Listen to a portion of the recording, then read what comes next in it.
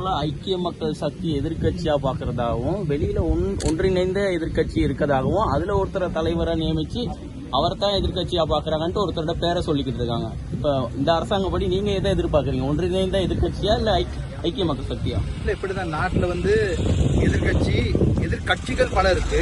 ஆனா எதிர்கட்சி தலைவர் என்பது ஒருவர் தான். அது சஜித் பிரேமதாச.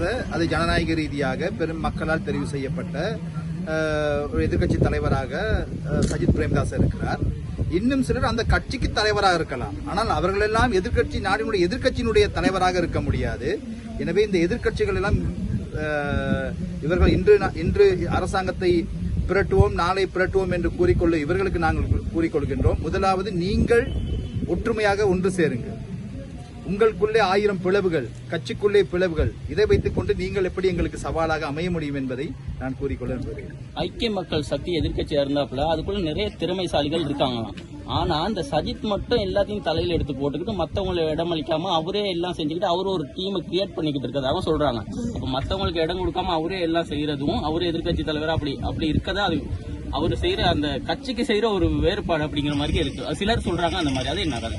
இல்ல, இது சம்பந்தமா உண்மையிலே அந்த கட்சிக்குள்ள எடுக்கிற தீர்மானங்கள் அவங்களோட பொறுத்தது.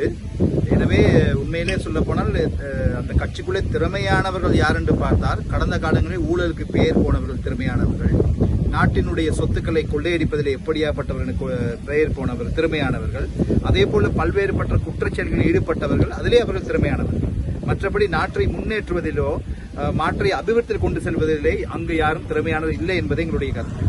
இந்த முன்னைய மாதிரி இப்ப எந்த கட்சியில இருந்தாலும் ஒரு பாராளுமன்ற உறுப்பினர், அமைச்சர் இல்ல பிரதி அமைச்சர் யாராருமே விலகி போனா மற்ற ஒரு கட்சியில சேர்ந்து பாராளுமன்ற உறுப்பினரா இல்லாம விலகியே போயிட்டு வீட்டுல இருக்கணும் அப்படிங்கிற மாதிரி ஒரு சட்டத்தை கொண்டு வந்து அதை அமல்படுத்துறதா ஒரு கதை போய்கிட்டு இருக்கு.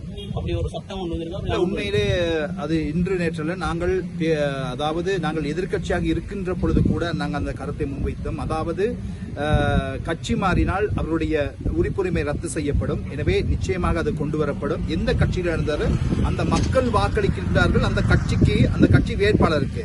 அவர் வெற்றி பெற்று சென்று பணத்துக்காகவோ அல்லது கொள்கையை விற்று அவர் இன்னொரு கட்சியில் இணைவது ஜனநாயகத்துக்கு முரணான செயல். எனவே எந்த கட்சியில் அவர் செல்கின்றாரோ அந்த கட்சியில் இருந்து மக்களுக்கு சேவையாற்றுவதுதான் ஜனநாயக பண்பு.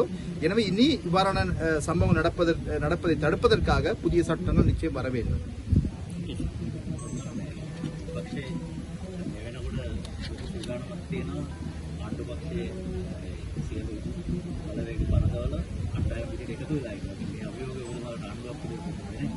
අපි ඒක කිසි අභියෝගයක් නැහැ.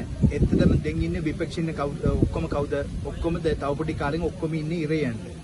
ඔක්කොම අපරාධ කරපු කට්ටිය.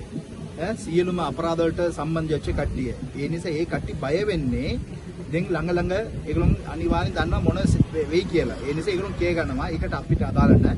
අපිට ජනතාව දින ලොකු වගකීමක් රට ගොඩනගන්න, රට සංවර්ධන කරන්න. ඒ වැඩ ටිකට අපි ඉදිරියට යනවා.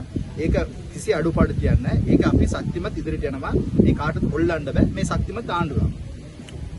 ආණ්ඩුව තුළ දැන් ඔක්කොමලට මේ දේ කරගන්න බැරි නිසා රනිල් වික්‍රමසිංහ අතුරු කණ්ඩායම සාරේ ඉල්ලනවා කියන පොඩිලානේ තුමල්ලා ප්‍රකාශ කරා. ඒක අනේ රනිල්ගේ සහයෝගය අපි ඉල්ලන්නේ මොකටද?